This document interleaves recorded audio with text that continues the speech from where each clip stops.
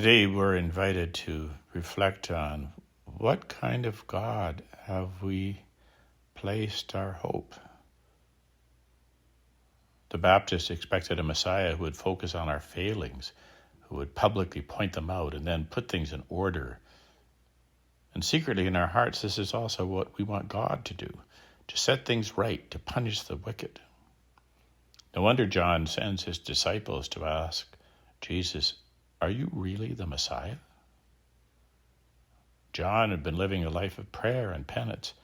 His message was that people must change their behavior and live righteously. Perhaps John was disconcerted to find that Jesus was doing things in a different way.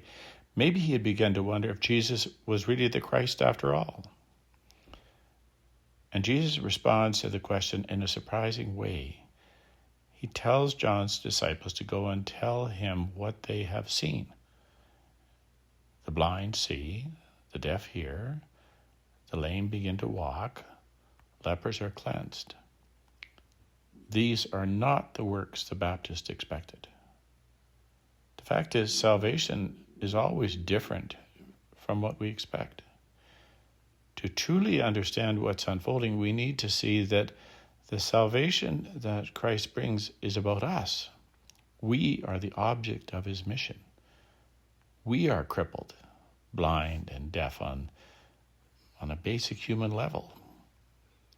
What is truly wonderful is that our frailty doesn't exempt us from God's love.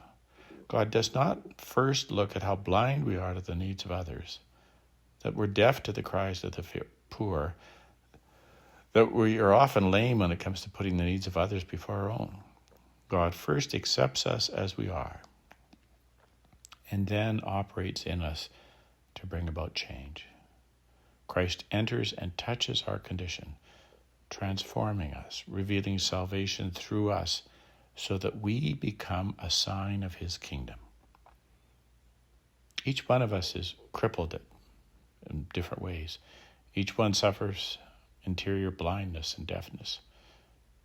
Like the lepers, we're isolated from others and our own self-centeredness. This is where the Messiah enters our lives. He comes for the sick, not the healthy. He doesn't come for the perfect. He comes for the poorest of the poor. In the new creation that's unfolding, each one of us, through the grace of Christ, bears the divine nature, making us greater than John the Baptist himself. And this is what is so difficult for us to accept.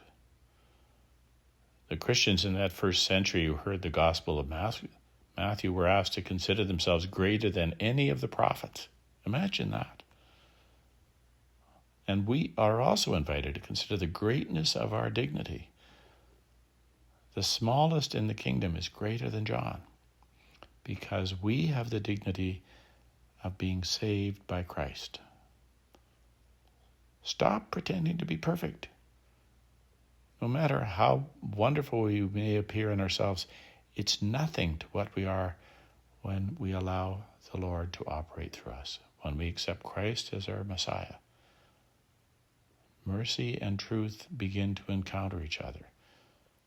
The amazing gift we celebrate on this rejoicing, joy-filled Sunday is that in our flesh, we have become an announcement of the coming of the kingdom of heaven.